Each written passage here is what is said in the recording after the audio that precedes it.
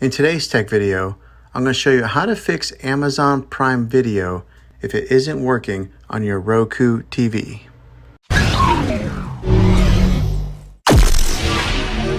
I'm going to show you a few really simple ways to try and solve your problem and get it back up and running again.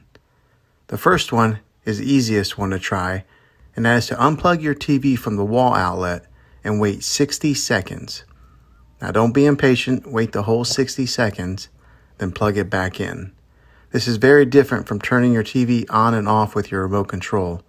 This is what we call a hard reset of your TV, so make sure you do this method.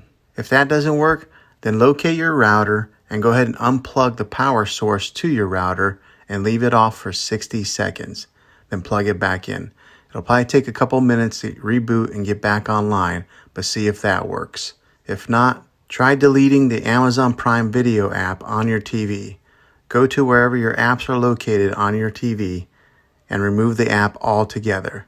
Then reinstall the Prime Video app again.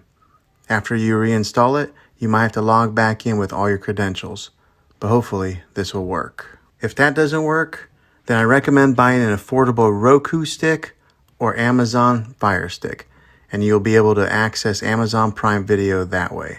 I'll put links in the description down below of where you can get one. Well, hopefully this video was helpful. If it was, throw a thumbs up on it. Go ahead and hit that subscribe button. I make tech videos all the time, and I'd love to have you back in the next one. Take care.